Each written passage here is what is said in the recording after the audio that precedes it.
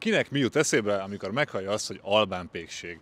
Nekem az a virslis cucc, amiről ma megtudtam, hogy úgy hívják egyébként, hogy virslis csónak. Ja, és még valami, hogy mindennek van egy jellegzetes, ugyanolyan íze és illata, a kakaós csigától kezdve a kenyéren át egészen a virslis csónakig. Az albán péktermékek egészségre káros hatásairól már sok szó esett korábban, nemrég egy műsorban a Magyar Pékszövetség elnöke viszont arról beszélt, hogy ezek a pékségek milyen komoly károkat okoznak a magyar sütőiparnak. Ugyanis megkerülik a munkaügyi szabályokat, cégváltásokkal trükközve nem fizetnek közüzemi díjakat, bérleti díjat, és a higiéniai szabályokat is lazán kezelik. A mai részben az albán pékségek múltjáról, jelenéről és a termékek egészségre gyakorolt hatásairól lesz szó, de mielőtt kezdünk, iratkozzatok fel a Pénzcentrum YouTube csatornára.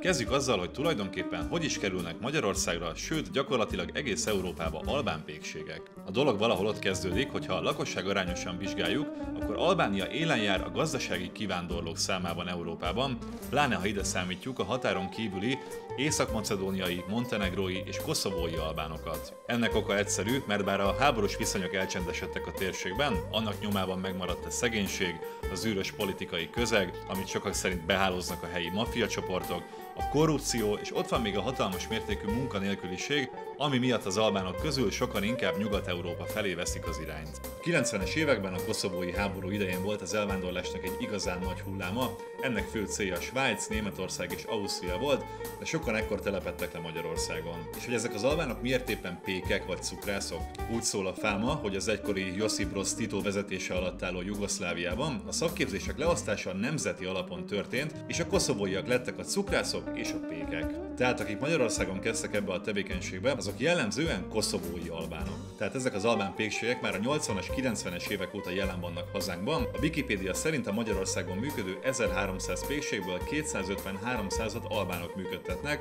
ugyanezt a számot a Pékszövetség elnöke már körülbelül 500-ra teszi.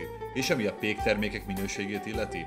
Nos, hát ahogy sorba jelennek meg Magyarországon a jó minőségű, kovárszolt, kézműves péktermékek, úgy lesz egyre szembetűnőbb, hogy ezekben a pékségekben jellemzően nem a minőség van fókuszban. Azonban Septe József, a Magyar Pékszövetség elnöke nemrég egy műsorban arról beszélt, hogy a probléma már túlmutat a minőségen, és az albán pékségek jelenléte az országban komoly károkat okoz a magyar sütőiparnak. Az elnök urat azóta többször próbáltuk keresni, további információkat kértünk tőle, de nem ad több nyilatkozatot a témában, így csak a korábban a Spirit FM több-kevesebb című műsorában elhangzottakból tudunk kiindulni. A magyar sütőipari cégek számára nagyon kedvezőtlen helyzet az, hogy itt vannak az albánok, és piacot vesznek el a magyar sütőipari vállalkozásoktól. Tehát minimális tőkebefektetéssel, bérelt helyiségekben bérelt eszközöket alkalmaznak, még az üzletberendezést is bérik ezek a cégek.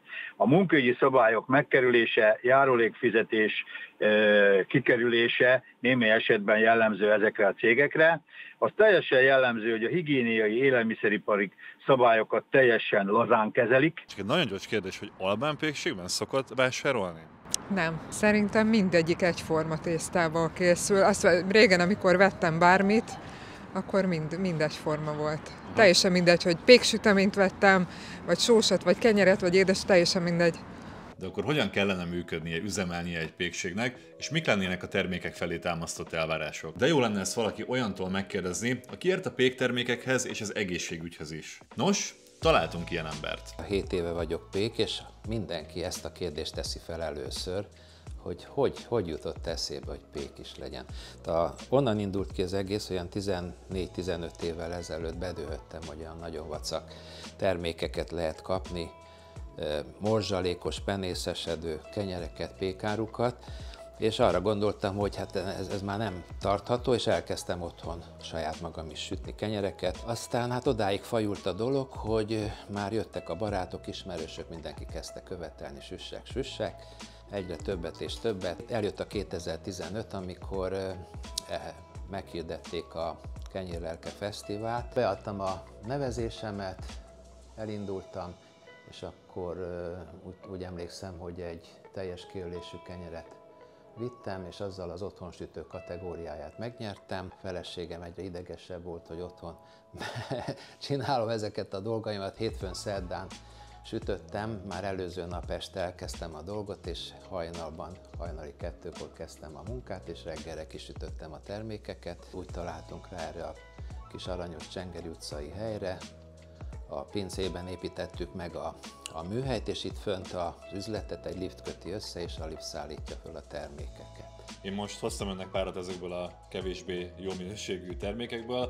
Ezek vannak itt az alsó sorban, és akkor fölötte pedig az ön termékei. Az ilyen olcsóbb kategóriás pékségeknél azt szokott mindig felmerülni így jellemzőként, hogy mindennek van egy ilyen jellegzetes íze, szaga vagy illata, de hogy ez az édes termékeken át a sós termékekig mindennek van egy ilyen alapíz. Ez mi okozza? Hát elsősorban az, hogy minden terméket egy lisztből csinálnak, a kenyértől kezdve a buktáig ugyanaz a lisztfajta, és ugyanazok az adalékanyagok, gyorsítók, ilyen állagjavító anyagok kerülnek be, úgyhogy ebből adódik ez. Igazán nem lehet különbséget tenni ízre a bukta és a kenyér között náluk.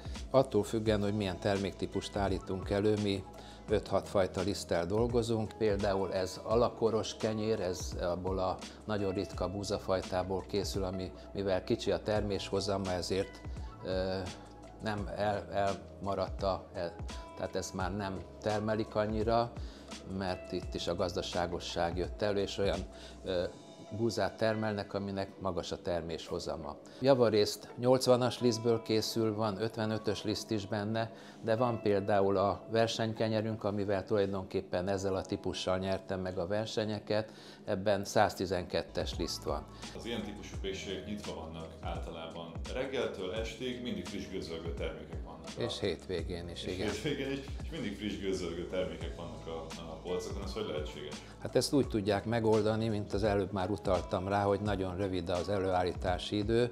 Igazán nem sütik meg jól, mert az energia drága, és minél olcsóbban akarják kihozni. Az összekeveréstől számítottam, már 3 óra múlva a polcokon van. Ebből adódik, és nyilván olyan mennyiséget sütnek, hátul vannak a úgymond pékek, akiknek szólnak, hogy na most kell megint, és hát 3 óra az azért nem olyan hosszú idő, és akkor megjelenik a gőzölgő termék a pultokon. Mi 14-16 órát keresztjük a kenyereinket, amelyek itt láthatók, tehát lassú érlelésű, ezért nagyon jótékony a hatása, tehát nem okoz bélpanaszt, nem okoz puffadást, teltségérzést, gázképződést, mert ezekben a termékekben élve marad az élesztő, ami a tápcsatornába jut, és ott terjesztve bontja az ottani táplálékot, gáz képződik, feszül a hasa, stb.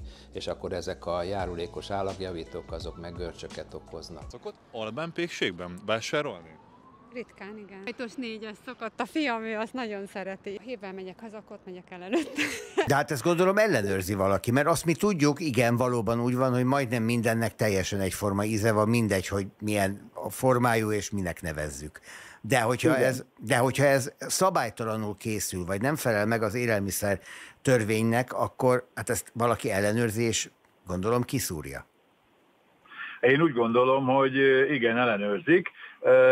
Ellenőrzés után talán rendbe is teszik ezt, és utána szintén ezeken az elvek mentén működnek. Ugye ezek a pékségek nagyon hosszú nyitvatartási idővel vannak, gyakorlatilag folyamatos meleg termékeket árusítva a vásárlók részére. A magyar vásárlóknak nagyon tetszik az, hogy hosszú nyitvatartási idő van, meleg termékekről van szó. Mi jut eszébe egy dietetikusnak, amikor azt hallja, hogy albán pékség vagy albán péktermékek? Azt nem tudom, hogy a többi kollégámnak mi jut eszébe. Nekem bevallom, hogy nem sok, ezért utána néztem az interneten, és hát elsősorban a dietetikusok a termékek összetételét, főleg a tápanyagtartalmát, például kalóriatartalmat, rosttartalmat, sótartalmat figyelünk, és hát ezt én sajnos nem találtam meg.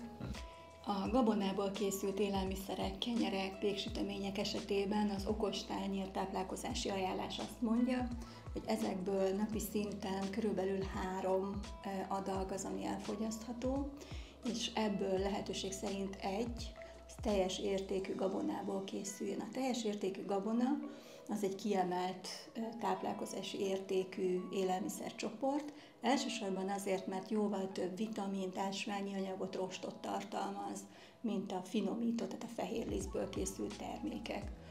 Ja, a péksütemények esetében azért nagyon-nagyon fontos figyelni arra, hogy a gabona mellett mi van még a termékekben, főleg az ilyen vajas tésztából készült édes péksüteményeknek nagyon magas lehet a zsírtartalma, emellett ugye sok esetben cukrot is tartalmaznak, és hogyha a sós változatokat nézzük, ott is a zsír egy problémás terület lehet, illetve a sótartalom is egy érzékeny pont.